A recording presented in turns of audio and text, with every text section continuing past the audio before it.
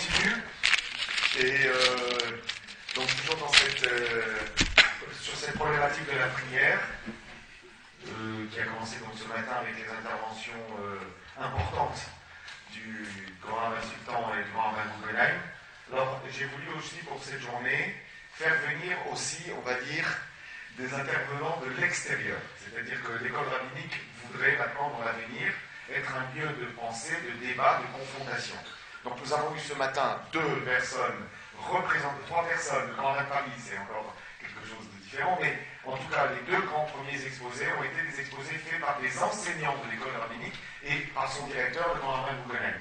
Bon, maintenant nous allons écouter donc une approche peut-être différente, celle du Rav Raphaël Sadine, qu'on ne présente plus maintenant à Paris parce qu'il est partout en ce moment, bon, Frachem, et donc je le fais intervenir d'abord à titre d'amitié personnelle, c'est un ami intime, et puis aussi parce qu'il a, je pense, des choses extrêmement importantes à nous dire sur cette question de la tefila. Raphaël, c'est à toi, on est un peu en retard, donc il faudrait que nous ayons terminé au plus tard à -20, tout compris. Toi et les questions des élèves rabbins. Voilà, merci beaucoup. Ça, tu profites aussi de celui-là. Merci, je remercie le rabbin Evidia, qui est effectivement un très bon ami, de m'avoir invité. Donc la tefila, c'est un sujet énorme. Quand on regarde dans les textes, il y a énormément de textes. Il y a tout un chapitre, du 4e chapitre de Brachot, qui parle exclusivement de la prière. Mais je me suis concentré sur 2 ou 3 points qui me paraissent essentiels, surtout aujourd'hui. D'abord, l'origine de la prière. Vous savez que ce n'est pas du tout évident. La prière est découpée dans la tradition juive en 3 niveaux, en 3 sections.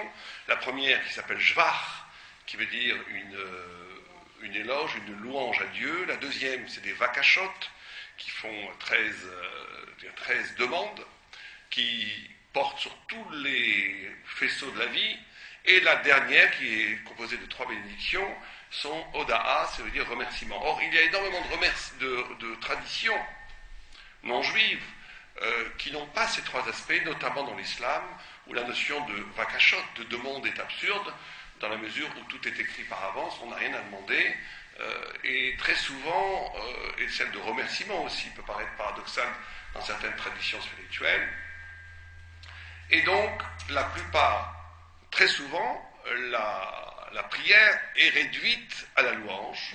Or, le shmoné, on va parler aujourd'hui du shmoné esrei, vous savez que dans les cérémonies, le rituel, il y a énormément de choses qui ne s'appellent pas à proprement dit une prière.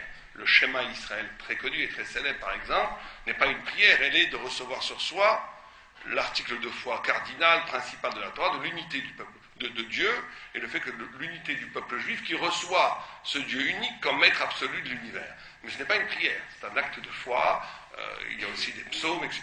La prière, à proprement dit, est concentrée autour de ce qu'on appelle le Shmoné Esrei, les 18 bénédictions, qui aujourd'hui en font 19, puisqu'on a rajouté une 19e qui parle de l'hérésie, s'appelle Birkat Aminim.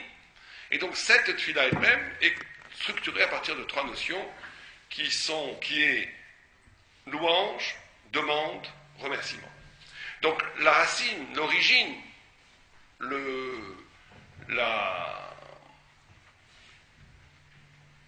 l'origine métaphysique, spirituelle qui permet la prière est discutée dans la Gemara, dans la 27e page du traité de Brachot, et on amène à ce propos 2 opinions, qui font, quand on dit opinion, c'est par manque de langage, on va dire 2 révélations de 2 immenses initiés talmudiques. L'un nous dit que c'est en référence aux 3 patriarches, Abraham, Yitzhak, Yaakov. C'est pour ça que nous avons 3 tfilot par jour, 3 prières par jour, Shacharit le matin, Mincha, Shacharit par rapport à Abraham, Mincha par rapport à Yitzhak, Arvit par rapport à Yaakov.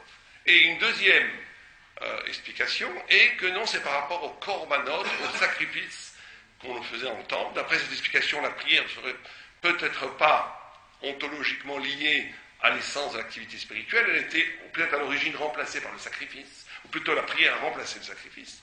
Et la prière du matin est par rapport au korban tamid, vous savez qu'il y avait 2 sacrifices quotidiens absolument quotidien qui repoussait le Shabbat, Yom Kippour. Il n'y avait pas une journée où on ne faisait pas ce sacrifice. C'est pour ça qu'il s'appelle Tamid, qui veut dire tout le temps.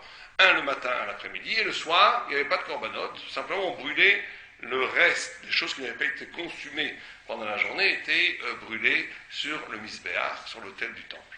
Donc, deux approches tout à fait différentes. L'un qui renvoie la notion de prière à l'origine même de l'éveil de l'identité juive, puisque Abraham, Yitzhak, Jacob ne sont même pas encore dans la catégorie d'Israël, ils sont à part Jacob, peut-être, mais en tous les cas, ce sont des patriarches, des ancêtres, qui vont donner naissance à d'autres peuples, à d'autres traditions, notamment Ishmaël et Esaü. Et donc la prière serait fondamentale à l'éruption même du concept de spiritualité pour cette vue-là. D'après l'autre vue, non, puisque la prière est bien plus tardive, les trois prières que l'on fait, puisqu'elles sont en remplacement du Corban.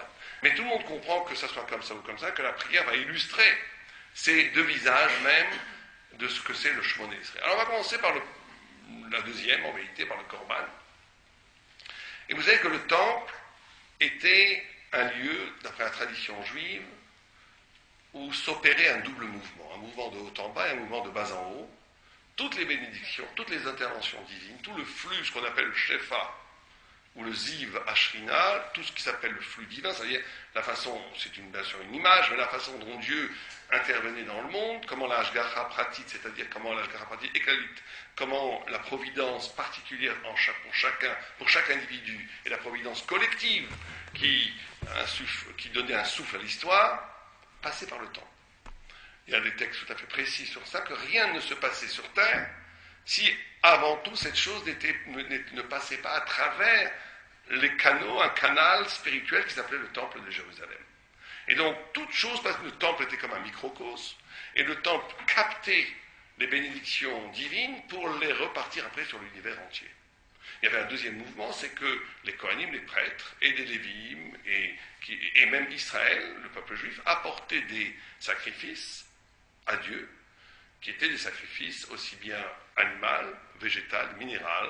On apportait des bêtes en sacrifice, on apportait aussi du blé et de l'orge, et on apportait aussi de l'eau, du vin, etc., etc. Et des champs. Il y avait une sorte de montée du bas vers le haut. Alors on va s'intéresser quelques minutes à ces deux mouvements, parce que bien entendu, ils doivent être reconduits dans l'exercice même de la prière. Le premier mouvement, qui est un mouvement de haut en bas, est un mouvement donc où le peuple juif s'est toujours vécu comme ça. Vous savez que le peuple juif s'est toujours vécu comme un peuple élu, au sens où il est un prêtre de l'humanité, au sens où il va vivre quelque chose d'absolument singulier, qui n'est pas partageable, qui est à la limite incompréhensible par les nations. C'est tout le grand mystère et tout le paradoxe du peuple d'Israël, que d'être un peuple qui est à l'origine pratiquement de toutes les facettes de l'humanité. Si on enlève le judaïsme, et ça, c'est une question historique, pas une question de foi. Si on enlève le judaïsme dans l'histoire de l'humanité, vous aurez une humanité radicalement différente. Tout le monde peut le voir. Enlever le judaïsme de l'histoire de l'humanité, il n'y a plus de christianisme, il n'y a plus d'islam. Dans le monde moderne, il n'y a plus, bien entendu, les répercussions qui sont de façon ont été faites aussi par les juifs, Freud, Marx, énormément de choses. Et même la tradition judaïque dit, ça ce n'est pas vérifié historiquement, mais en tous les cas la tradition judaïque le revendique, que toute la spiritualité des pays de l'Est, des pays de l'extrême-orient, ont pour origine une sorte de spiritualité négative que Abraham se serait débarrassé en donnant ce qu'on appelle les fameux Shem Tamé, les noms de Dieu impurs, qui a été donné à ses 6 autres enfants qu'il a eu à part Yitzhak et Ishmael, et qu'il a envoyé vers l'Orient, et c'est pour ça qu'on trouve des similitudes sémantiques entre brahamisme, qui est la religion hindouisme originelle, Abraham, la déesse Sarai, etc., etc. On pourrait faire un cours juste sur ça. Mais il est évident que, de façon générale, en tous les cas en Occident et en Islam, le judaïsme est la source même de l'identité européenne, occidentale et islamique. Or, cette identité est tout à fait singulière dans la mesure où, d'un autre côté, quand on lit les rédactions qui sont faites même dans les universités, même dans les instituts les plus sérieuses, qui parlent du judaïsme, ils ne connaissent rien du judaïsme, c'est tout à fait une erreur sur erreur. C'est-à-dire qu'il y a une incompréhensibilité, une sorte d'incompréhension tout à fait étonnante de l'Occident et de l'islam par rapport à sa mère originelle, qui est le judaïsme. Donc ce double effet d'être tellement à la source des choses, mais en même temps complètement transcendant, complètement coupé, pratiquement inaccessible, c'est le mystère même de la présence du peuple juif sur terre, et c'était le mystère même. Heidegger, par exemple, écrit un livre énorme, Rabbi Vidia ne me démentira pas, qui s'appelle L'origine de l'Occident, et il met 2 lignes sur le judaïsme et tout est grec. Et une occultation très profonde de l'origine judaïque dans l'inconscient et dans la conscience européenne. Donc, le temple avait cette vocation. Le temple était, la Gemara nous dit, si les non-juifs, si les nations qui ont détruit le temple, savaient l'importance cardinale que représentait le temple pour leur propre bénédiction, pour l'équilibre aussi bien économique, psychologique et spirituel de leur propre nation, ils auraient établi des armées autour du temple pour le protéger à jamais. C'est-à-dire qu'il y a vraiment, le temple avait un effet bénéfice universel. Et tout passait par le temple. Donc, les sages, nos maîtres nous enseignent qu'une des fonctions cardinales de la tefila, de la prière, c'est cette capacité de prier, ne pas réduire la prière simplement à son effet immédiat. Je vais prier pour gagner plus d'argent, pour avoir plus de santé, pour avoir plus de bonheur, ce qui est normal, ce qui est légitime. Mais fondamentalement, prier est un acte du Beth Amikdash, du temple, où je vais être capable de prier à l'actif de l'universel.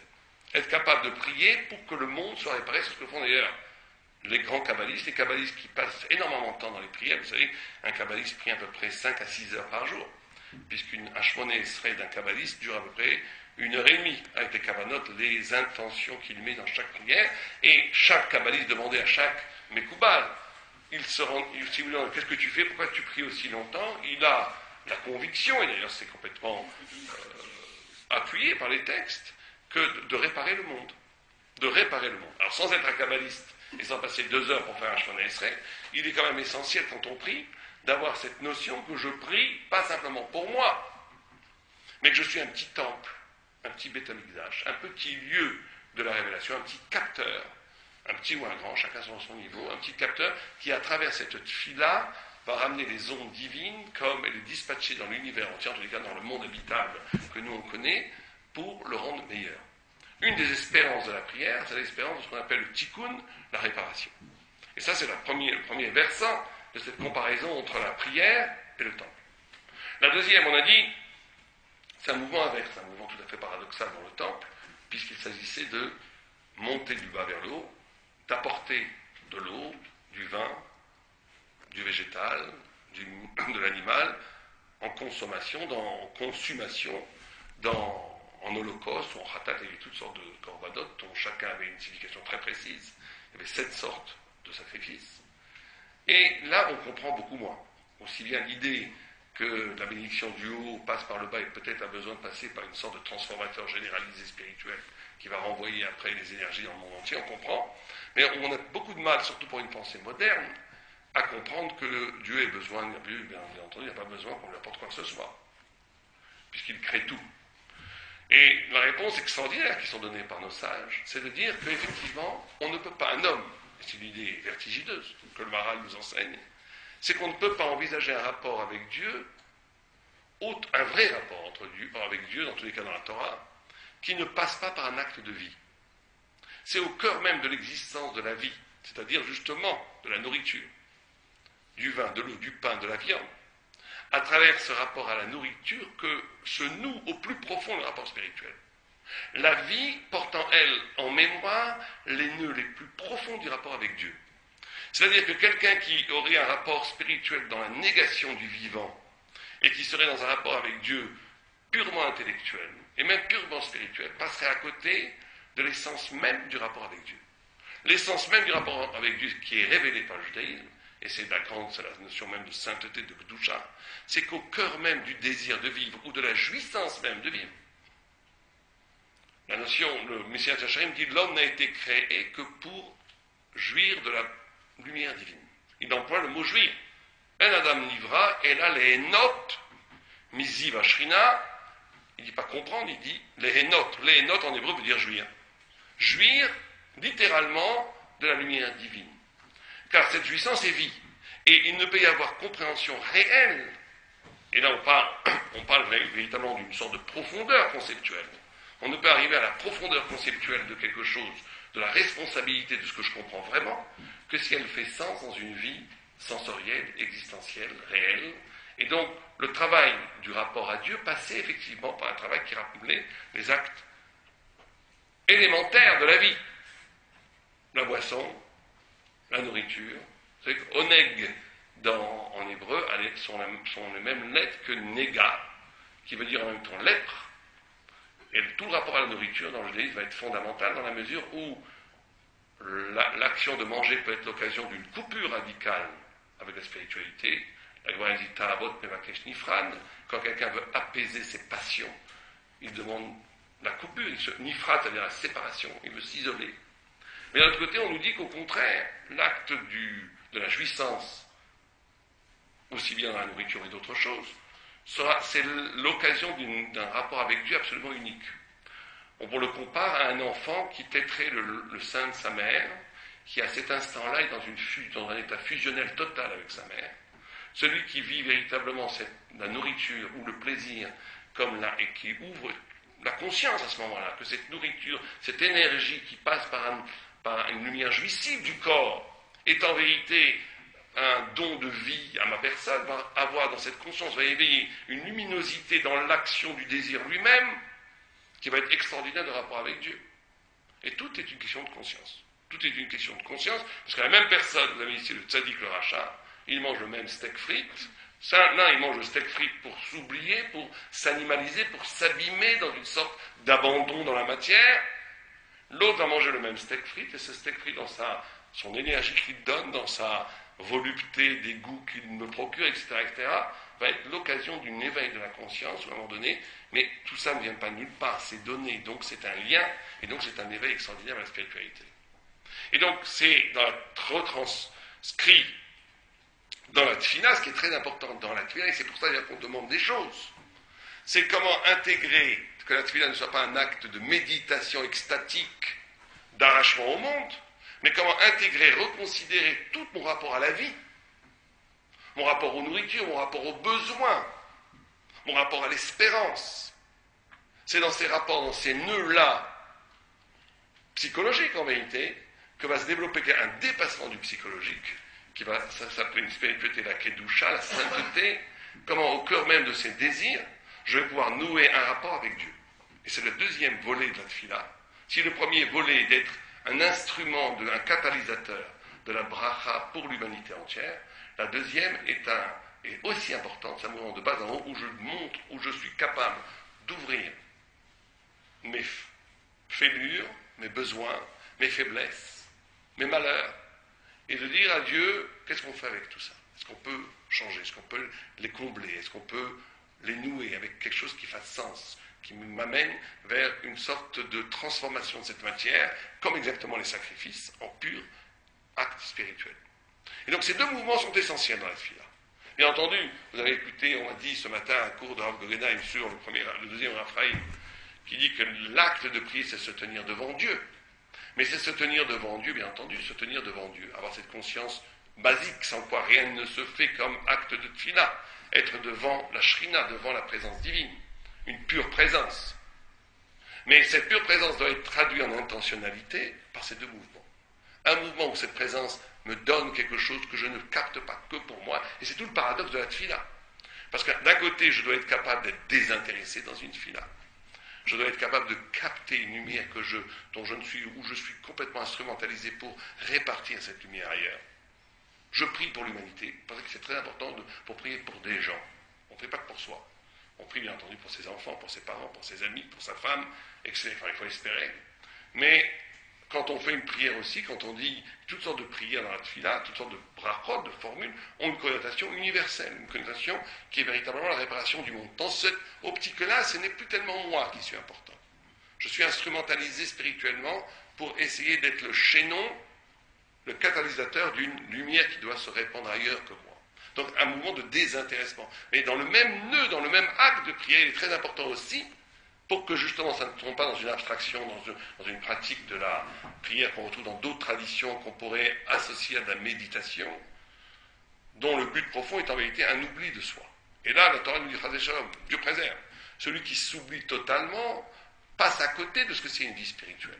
On est obligé de traduire ses besoins, ses manques, ses espérances, ses volontés, on est obligé d'en donner une dimension, d'abord de s'en rendre compte, d'en faire le compte-rendu, d'avoir une prise de conscience de toutes ces notions-là, et ne pas les nier, et de les transformer spirituellement. Donc ça, c'est les deux grands mouvements très importants qui sont illustrés par cette vue des choses qui est de Rav Dimi, qui pense que la tefila c'est par rapport au korbanot. Maintenant, dans cette optique-là, la prière du soir est peu importante. Vous savez qu'après ça, la prière du soir, comme il n'y avait pas de korban, Arvit ne serait pas une chova, ce serait qu'un reshoot, qu'une licence, on peut ou ne pas le faire, et le minag est de le faire, en gros. D'ailleurs, la halakha est comme ça. C'est devenu une obligation en tant que minag.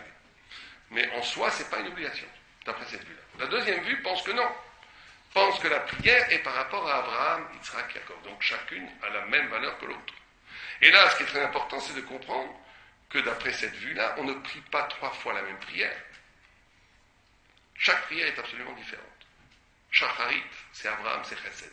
C'est la naissance du monde. Prier le matin, cet acte de se poser devant Dieu le matin, c'est la conscience d'une renaissance. La conscience qu'à partir de cet instant, je renais. Une renaissance. D'accepter le monde, et c'est très important, même d'un point de vue psychologique. C'est très important d'être capable, renaître, ça veut dire d'être capable de se définir en s'arrachant à tous les déterminismes, et pour parler plus simplement, à tous les ennuis que j'ai hérités de la veille, le matin, dire il y a une dimension en moi qui est libre de ces ennuis. Je ne suis pas que défini par mon compte en banque qui est en minus depuis 4 mois, je ne suis pas défini que par les ennuis que j'ai dans mon couple, avec mes enfants, avec mes parents, allez savoir, chacun a ses ennuis, bien entendu, mais ils existent, il ne faut pas les être irresponsables, il ne faut pas les nier, mais d'être défini par eux, c'est la mort. La tefila du matin, c'est la capacité de renaître. Renaître, ça veut dire reprendre conscience d'une irréductibilité de moi. Il y a quelque chose en moi qui n'est pas réductible au processus de l'existence qui m'a fabriqué. Je suis quelque chose qui a toujours été le produit d'une volonté divine qui est absolument arraché, libre, indéterminé, par rapport à tous les processus qui m'entourent, qui voudraient me circonscrire et me bâtir et me sculpter à partir d'une identité qui n'est plus du tout la mienne. C'est l'oubli de soi. L'oubli de soi comme thématique récurrente chez les Balei Moussa, chez les grands maîtres de l'éthique juive, dont l'intention et le tachlit, le but premier, est d'essayer un petit peu de renouer avec ce soi qui n'est pas justement lié à la matière, qui n'est pas le produit, qui n'est pas passif, qui n'est pas le produit de quelque chose qui m'aurait fasciné. J'avais un de mes maîtres, Rav Wolbe, qui était un immense sadique, qui disait toujours, il revenait toujours comme il mantra sur cette histoire, il disait, c'est très important, et pourtant il parlait des gens qui étudient la Torah toute la journée. Il disait, c'est très important, 10 minutes par jour, vous arrêtez tout. Et il parlait même aux femmes. 10 minutes par jour, on n'est plus une femme, on n'est plus une maman, on n'est plus un papa, on n'est plus un avrer, on n'est plus un rabbin, on n'est plus un homme d'affaires. 10 minutes par jour, on est un homme face à Dieu. On s'arrête. C'est très important d'avoir le culot de dire à son mari et à ses enfants, je ne suis pas là pendant 10 minutes.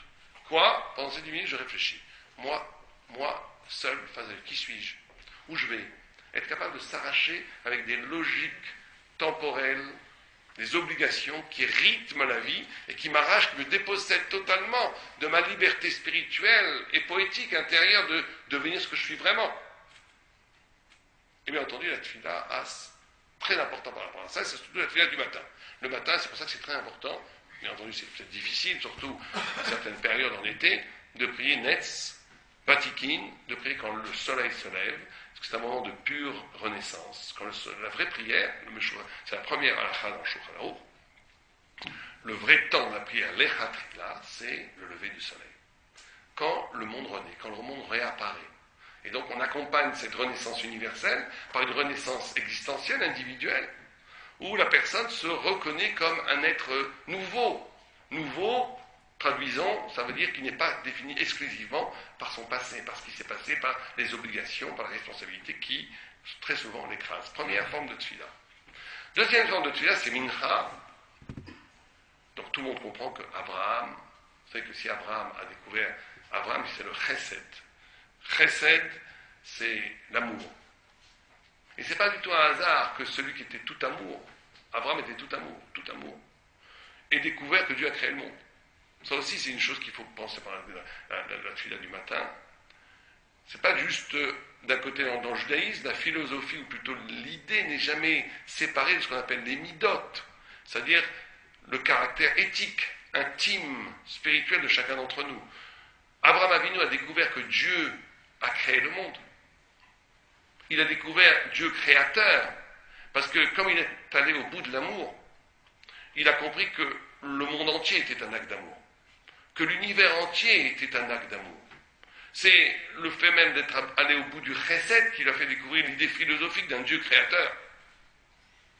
Et tout le monde comprend que chacun d'entre nous a une qualité éthique qui lui est propre, une configuration poétique intérieure qui lui est propre, qui se doit de déboucher un concept. Chacun d'entre nous est riche, porteur d'une idée fondamentale, essentielle au judaïsme et à l'humanité, qui correspond à son paysage intérieur, ce qu'il est véritablement, et il n'y a que lui qui est comme ça. S'il n'y a que lui qui est comme ça veut dire aussi quelque chose. Et chacun d'entre nous se doit de traduire en idée ce que profondément on est psychologiquement, poétiquement, psychologiquement, intérieurement. Et donc cette notion de chesed, c'est au bout du chesed, c'est quand quelqu'un est capable, bien entendu, de désintéressement, de donner, de casser avec des logiques, qui peut lui-même s'arracher à des logiques qui l'oppressent. C'est mida kenigen mida. Si un homme n'est que dans, n'est pas capable de chesed, un homme ou une femme n'est pas capable d'un acte désintéressé. C'est toujours donnant-donnant. C'est toujours par rapport à ce qui m'intéresse que je fais les choses. Alors, on a développé une personnalité qui est elle-même victime de ce genre de système, et la personne sera toujours prisonnière des systèmes qui sont donnant-donnant. Et donc, elle ne pourra pas renaître. Donc, la possibilité de renaître est liée essentiellement à cette notion de chesed. Yitzhak, le deuxième patriarche, c'est Mincha. Or, Mincha, d'après la Kabbalah, mais aussi peut-être d'après la Halacha, elle doit se prier en vérité, pas comme beaucoup de gens font, comme nous faisons très souvent, à midi et demi, 1h30, 2h, il faut le prier juste avant la coucher du soleil. Comme le Passouk dit que Mincha et Arvit, c'est quand il y a le soleil et la lune en même temps. On fait Mincha quand il y a le soleil et la lune au même instant, ça veut dire juste avant le coucher du soleil. On peut voir la lune déjà, et le soleil est encore là. C'est le moment de la tfila, c'est une deuxième tfila. Comme on l'a dit au début, d'après cette vue-là, prier 3 fois par jour, c'est pas prier 3 fois la même prière 3 fois par jour. Je ne sais pas si on est yotse ou pas yotse, en tous les cas, on n'a pas fait la tfila comme il se doit quand on prie 3 fois. Simplement, c'est une question d'horaire. Shacharit le matin, Mincha l'après-midi, Arvit le soir. On n'aura pas fait véritablement la prière. La prière, c'est une prière qui est différente. La prière de Mincha, c'est exactement le contraire de la prière de Shacharit. Ce n'est pas la prière du renouveau, de la renaissance, c'est le moment dans la journée où on doit penser que tout va être rendu. C'est le moment du din, de la loi, de la rigueur, de avoda, de travail. C'est qu'à un moment donné, tout doit être rendu. Il y a un texte qui pourrait faire peur, je ne veux faire peur à personne, où il est dit là-bas que quand on meurt, tout d'un coup on ne reconnaît plus Dieu. Dieu avec nous a toujours été très sympa, on faisait des bêtises, il ne se passait rien, Dieu était cool, on y a été cool. Dès qu'on meurt, tout est tac, tac, tac, il n'y a pas une petite chose qui échappe au jugement. On dit, bon, on reconnaît, mais Dieu n'était pas comme ça quand j'étais vivant. Oui, mais là, tu es passé dans le monde du din. Avant, tu étais dans le monde du chesed, c'est pas pareil. Et bien entendu, une des qualités fondamentales du judaïsme, c'est cette capacité d'anticiper. Vous savez que le temps judaïque est un temps extraordinaire. Sur ça, on pourrait faire un livre et plusieurs conférences. Cette capacité du vav conversif, c'est que le vav en hébreu, c'est en même temps le passé et le futur. Cette capacité d'anticiper le temps messianique. Quelqu'un qui vit un Yom Tov, le Maharal de Prague dit que Yom Tov, c'est par rapport au temps messianique. Shabbat, c'est par rapport à Olam Haba, le monde après la mort. C'est que vraiment, le judaïsme a cette capacité de jouer avec le temps.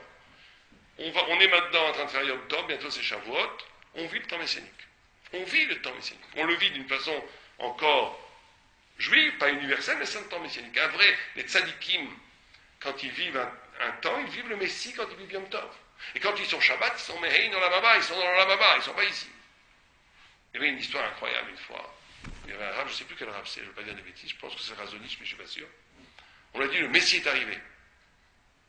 Oh, il était super content. Il a ouvert la fenêtre, il a regardé dehors, il a fermé la fenêtre et le Messie n'est pas arrivé. Pourquoi? Parce qu'il a vu dans la texture même de l'air, dans la façon dont le monde se présentait, qu'il n'y avait pas le Messie n'est pas arrivé. On est encore en galoute, ça se voit. Ça se voit avec la couleur grise du temps. Le fond de l'être est lourd. Il n'y a pas cette allégresse de la venue du Messie dans l'air. Donc le Messie n'est pas arrivé. Bon, c'est un fait qui a eu lieu. Mais certains talmidim, certains élèves ont posé une question pertinente. Ils disent, pourquoi est-ce qu'il a ouvert la fenêtre? Pourquoi dans son bureau, dans son Beth Midrash, là où il étudiait, il n'a pas dit le Messie n'est pas arrivé? Et voilà, la réponse est très simple. C'est parce que chez lui, le Messie est arrivé. Dans son Beth Midrash, il y avait cette dimension, cette hauteur d'être, cette hauteur d'allégresse, de spiritualité, où le Messie était là, il avait anticipé le temps messianique. Lui, au niveau individuel, il vivait le temps messianique. Cette capacité d'anticiper le temps.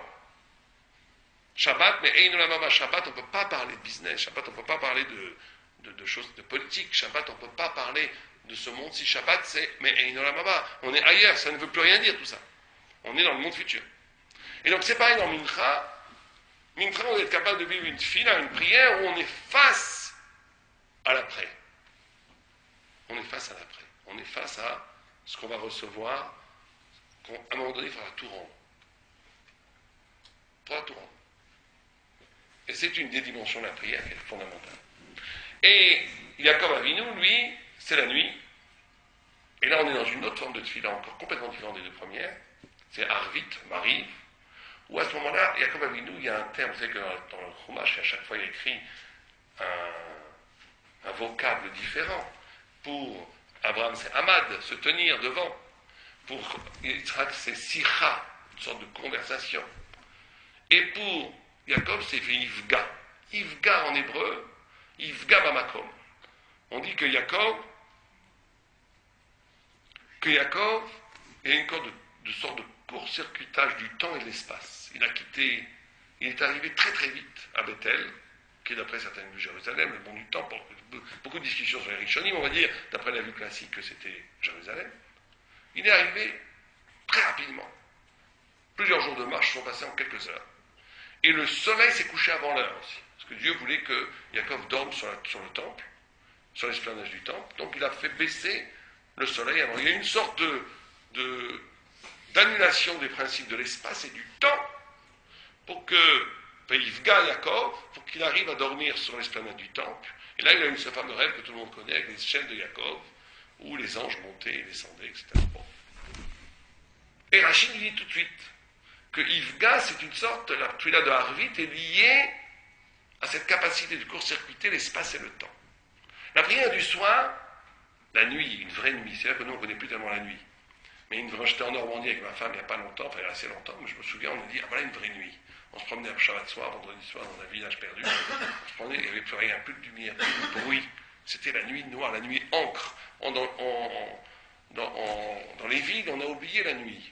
Et d'ailleurs, c'est pas hasard. C'est pas hasard du tout que la ville, que l'Occident essaye de gommer la nuit. Parce que la nuit, c'est un moment où l'être s'évanouit, où on rentre en communication avec Dieu, avec la spiritualité. Et une des motivations profondes de l'organisation urbaine de Esav, de Ésaü, de l'Occident, c'est de gommer toute trace de la transcendance.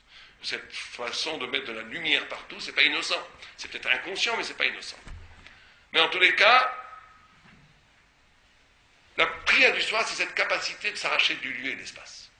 De faire une fila dont le lieu de départ n'est plus le monde, n'est même plus le temps. C'est la plus dure à faire. C'est pour ça que c'est un reshoot. Même d'après cette vue-là. C'est un reshoot, c'est pas une obligation, parce qu'on ne peut pas demander à quelqu'un d'être Superman. Donc on dit, si tu peux le faire, fais-le. Mais non, c'est Superman. Prier la prière du soir, c'est Superman. Ça a la capacité de casser toute référence spatio-temporelle. Et ça veut dire pas simplement spatio-temporelle. Je ne suis plus défini. Ivka, d'où le mot pigoua en hébreu. D'ailleurs, c'est une mauvaise interprétation. En hébreu moderne, pigoua, c'est un attentat. Mais ce n'est pas une très bonne traduction, mais on comprend que ça vient de là. Pigoua, ça veut dire que se jeter dans, en hébreu biblique. Se jeter, c'est comme quand Moshe s'est jeté dans, pratiquement se jeter dans Dieu. Se jeter dans un espace absolument inconnu, qui n'est plus défini par rien d'autre que la soif infinie d'être proche de Dieu. C'est l'abolition de toute référence. Ça, c'est la prière du soir de Yaakov. Bon, pourquoi est-ce que c'est d'après Yaakov qui fait cette fille-là? Parce que Yaakov, justement, est le dépassement de toutes les midotes. Abraham étant l'amour, Yitzhak étant la loi, la rigueur, le petit-fils devant ça, qu'est-ce qu'il voulait qu'il fasse? Il n'y aurait plus rien. Entre l'amour, quelqu'un qui a été le champion du monde de l'amour, qui a atteint des niveaux de chesed que personne jamais au monde ne pourra atteindre. Un père qui a tout rendu au point où il a été brûlé. On dit que les cendres de Yitzhak sont devant le trône divin. Même s'il n'a pas été brûlé, symboliquement il a été brûlé. Il a donné sa vie, il n'y a plus rien. Il a été jusqu'au bout de la loi, du digne. Yaakov devant ça, qu'est-ce que vous voulez qu'il fasse? Il n'y a plus rien à faire. Ou bien je fais un réplique de mon grand-père ou de mon père, il s'est dépassé, il a dépassé tous les midotes. C'est ce qu'on appelle le haron, c'est quand on dit dans la prière justement du premier bracha du Shemona Esrei, on dit Akel, Agadol, Agibor, Vanora. Gadol, grandeur, c'est par rapport à Abraham, c'est le chesed. Gibor, c'est la rigueur, c'est par rapport à Yitzhak. Nora, qui veut dire l'effroi, c'est Yaakov. Or, Nora, c'est l'anagramme, c'est les mêmes lettres que Aaron. Aaron, le Aaron HaKodesh. Or, justement, le Aaron HaKodesh, vous savez que c'est quelque chose tout à fait singulier. Dans le temps, le Mishkan faisait 20 amot de large. Le Aaron, imaginez, vous avez ici le Mishkan, 20 aaron de large. C'est une halakha, c'est une halakha midot. Dans les Mishnah midot, c'est comme ça que ça doit être. Le Aaron fait une amma bachetzi de large au milieu. Halakha. Sinon, c'est pas caché. À droite, il faut qu'il y ait combien 10 amot. 10 amot, c'est à peu près 10 demi-mètres. Et à gauche, 10 amot. La Gemara dit c'est impossible. S'il y a une halakha, ça va être 20 amot. Et que 1, c'est 1,5, il ne peut pas avoir 10 et 10, ça fait 21,5. Et la Gemara dit Aaron eno minamida. Le Aaron ne prend pas de place. Un miracle.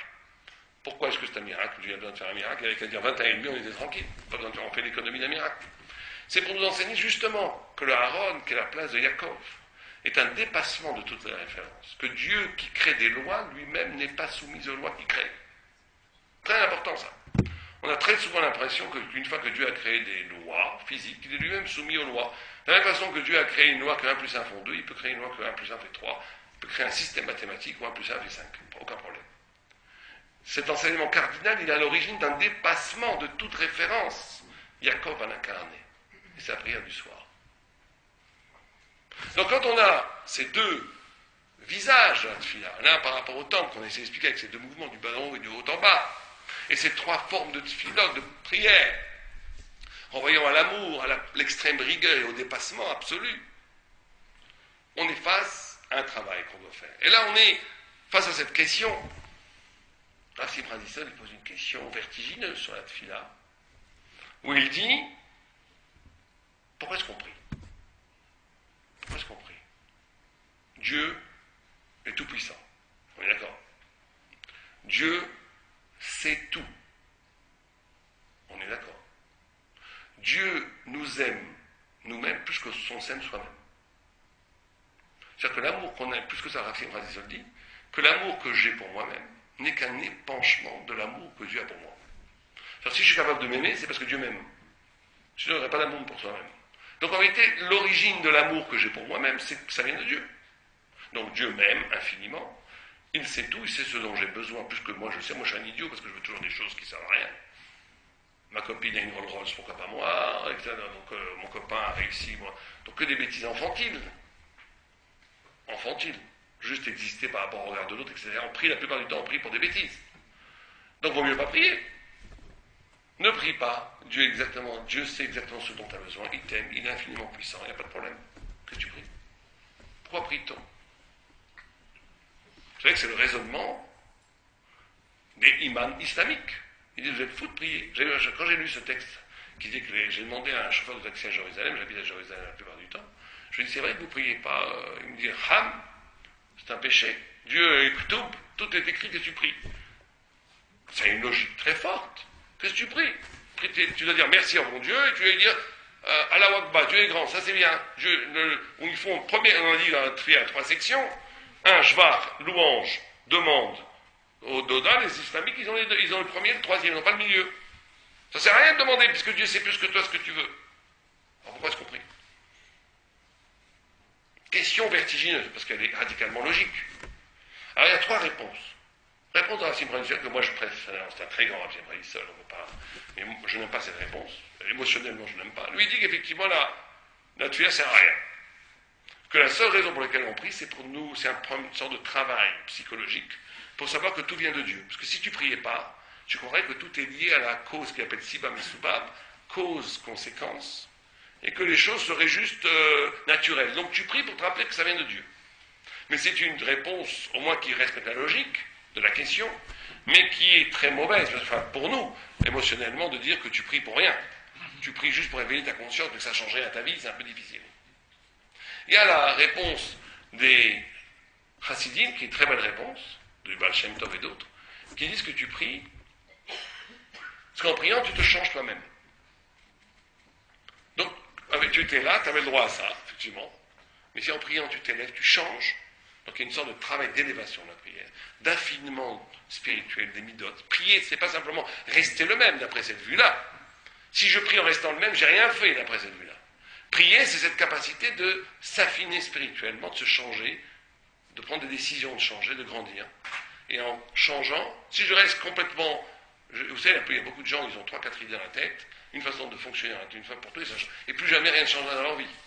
Bon, cette façon d'exister fait que la prière ne change pas grand-chose d'après cette vue.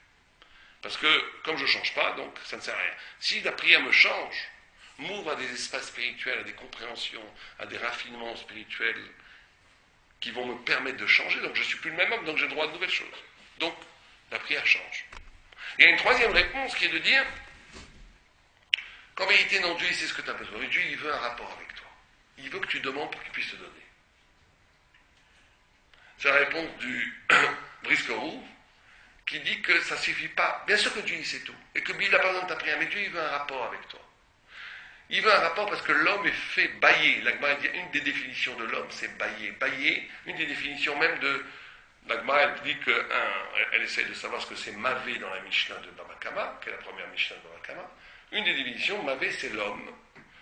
Pourquoi ? Parce que l'homme s'appelle bailler. Bailler, ça veut dire en araméen avoir besoin. L'homme a besoin. L'homme est un creux, mais c'est métaphysique. L'homme n'est pas un rond où tout, il a déjà tout. L'homme est structuré par un manque. Et ce manque fait qu'il a besoin. Il est plus grand que ce qu'il est. L'homme est plus grand que ce qu'il est. Et comme il a besoin de choses qu'il n'a pas, il s'adresse à celui qui a tout, qui est Dieu. Et ce dialogue est fondateur de l'identité humaine. C'est pour ça qu'il est nécessaire pour recevoir ce qu'on doit recevoir, c'est-à-dire ce qu'on doit recevoir de Dieu.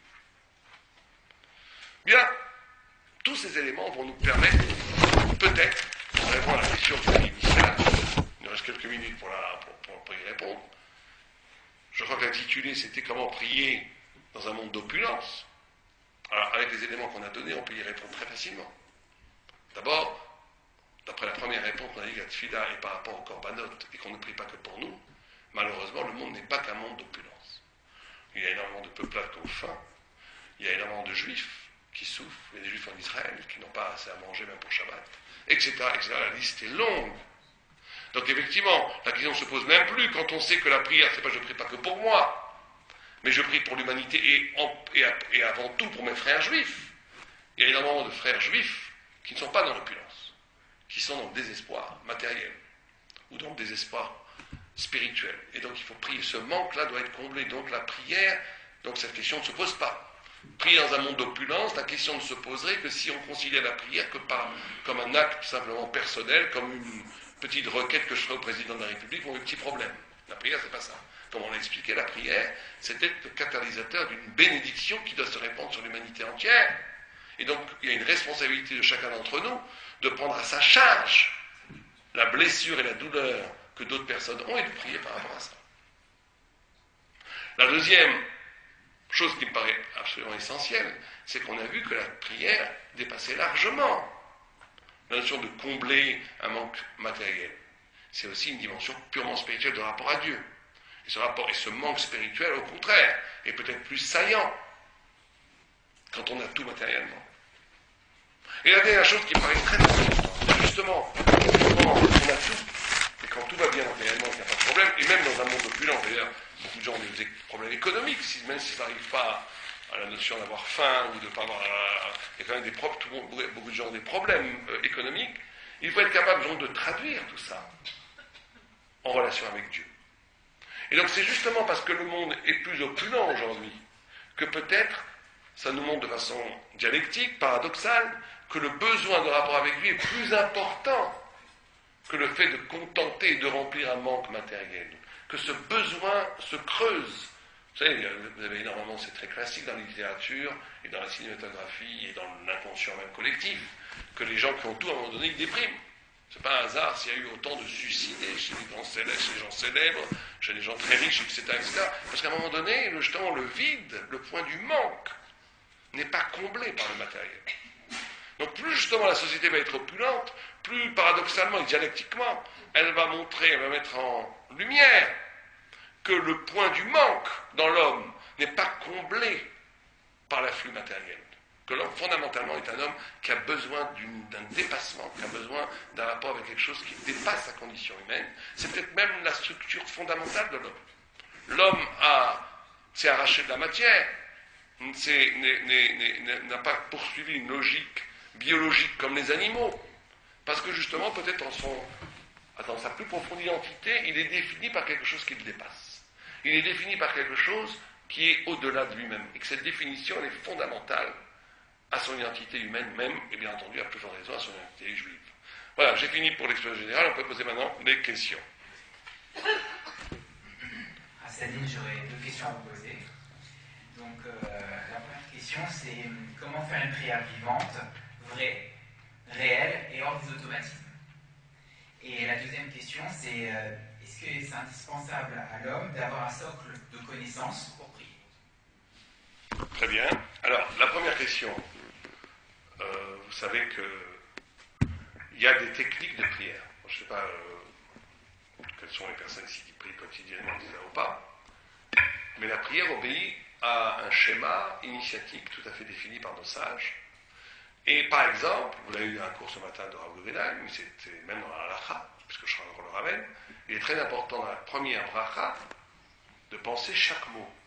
Il y a des kavanotes magnifiques qu'il faut avoir. À Baruch, quand on dit Baruch Ata, il faut juste avoir une pensée de reconnaissance que Dieu est à la racine, Makor Kol HaBrachot, à la racine de toutes les bénédictions. Quand on dit le nom de Dieu, Hachem, Yudke, Vavke, on doit penser que Dieu a toujours été Aya, Rové, Veillé, et qu'il est le maître de tout, Adon Akol. Et cette façon, cette gestuelle intellectuelle, mentale,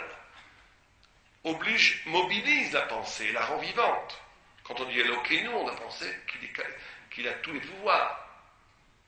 Quand on dit Melech Haolam, il faut penser Melech, quand on donne à Dieu aussi bien nos côtés positifs que notre Yetzirah, que tout notre être est livré à Dieu, aussi bien nos côtés d'ombre et de lumière. Agadol, Adibor, Anora, quand on dit par Beha'ava, on doit penser qu'on est prêt à accepter les morts les quatre peines de mort qui étaient appliquées au Bédine et qu'on est prêt à donner sa vie. Il y a énormément de pensées qui font que ces pensées viennent, mais de façon plus profonde, qui est très important, encore une fois, c'est ce qu'on a dit, pour la rendre vivante. C'est comment essayer de traduire ces 2 mouvements, c'est ça qui amène un homme spirituel.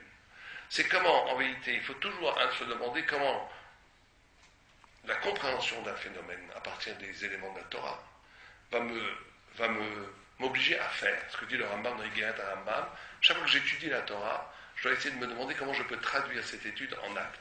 Mais il y a une autre chose qui est moins connue, mais qui est aussi importante, c'est comment chaque acte doit être traduit en épreuve spirituelle. C'est-à-dire que chaque acte, je rentre chez moi, ma femme me fait la tête, je rentre chez moi, mon mari fait la tête, je rentre mon patron, etc., tout le monde connaît tous les petits problèmes qu'il peut y avoir. Comment je peux traduire ça en épreuve spirituelle? Est-ce que je le subis, ou est-ce que je le transforme, au contraire, en occasion de me dépasser? En occasion de me dépasser.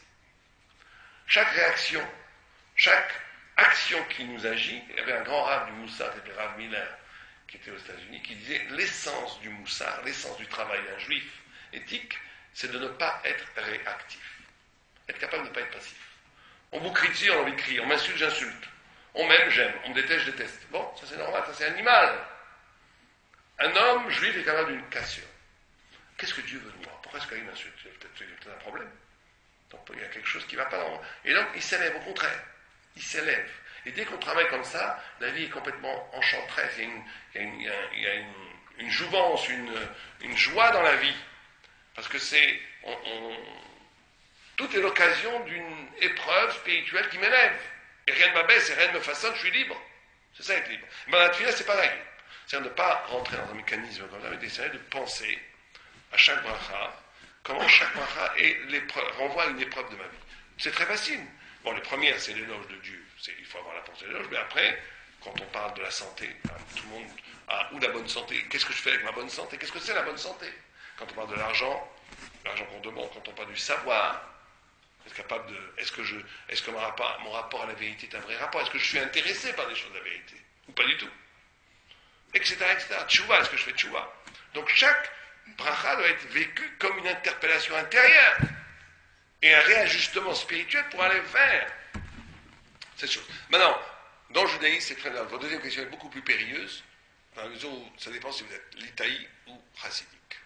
Vous savez qu'une des forces du chassidisme, il y avait un mouvement assez élitisme en Litaï, en Lita, en Lituanie, où on considérait que, basé sur un texte qui s'appelle En Amar et Chassid, celui qui ne connaît pas ne peut pas être un pieux, et la connaît, d'ailleurs c'est une vérité judaïque absolument référée, que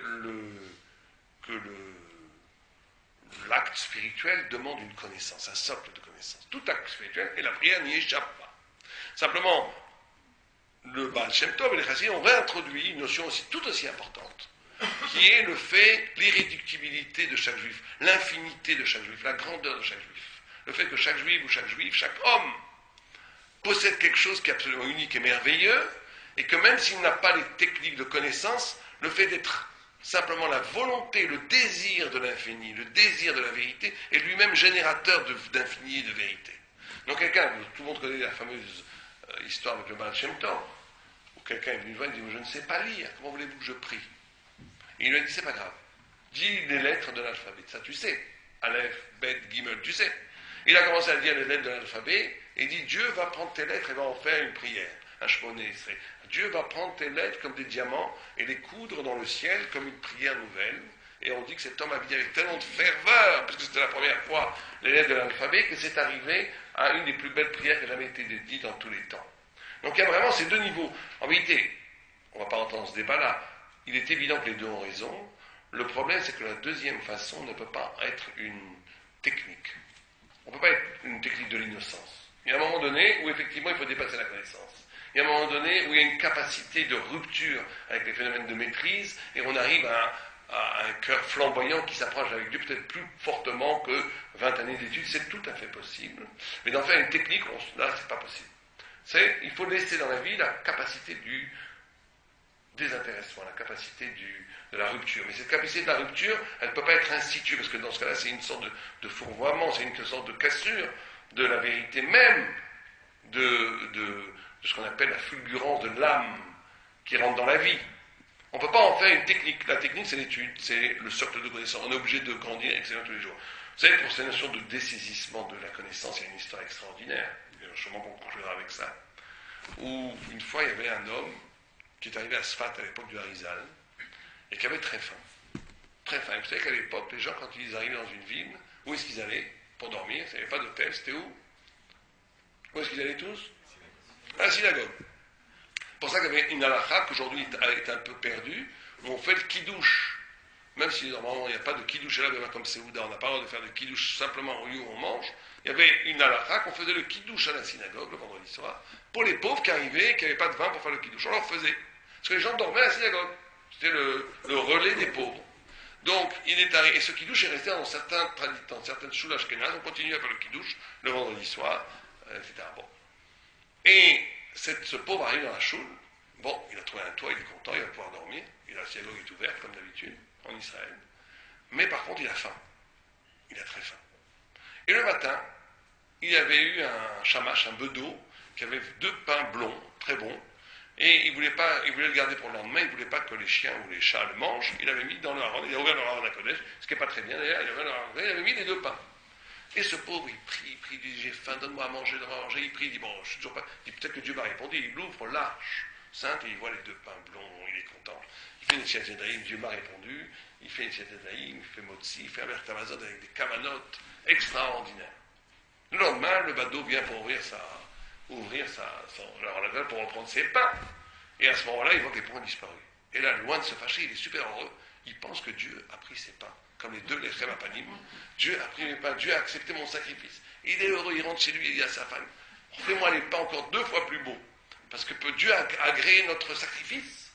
Et alors ils font des pains magnifiques, il les met tremblants en disant peut-être que le miracle va se reproduire.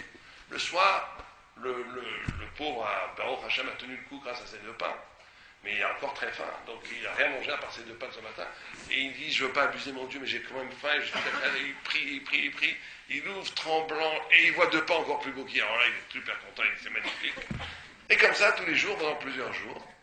Et les deux étaient sur des nuages. Là, il croyait que Dieu prenait son pain, et l'autre, il croyait que Dieu lui envoyait du pain. Je suis un sadique, ils étaient super heureux. Super pendant plusieurs semaines. Et tout d'un coup, le rabbi de la chose, il voit le manège. Et il commence à dire, à crier sur le bedeau, il traite d'espèce de choté, amaret, idiot. Tu vois que Dieu il a donné tes pains, hein, t'es complètement dingue, et va te faire voir. Oh, déception terrible, bien entendu, le pauvre. Et ce rabbi était un talmide du Harizal. Harizal, c'est le Moshe Rabbeinu, c'est le Moïse de la Kabbalah, il n'y a pas plus haut. Il va le voir, et le Harizal le regarde dans les yeux, il lui dit, prépare ton testament, tu vas mourir cette nuit, et rien n'y fera. C'est une xéra de Parzel, c'est un décret comme du fer, rien ne pourra y faire.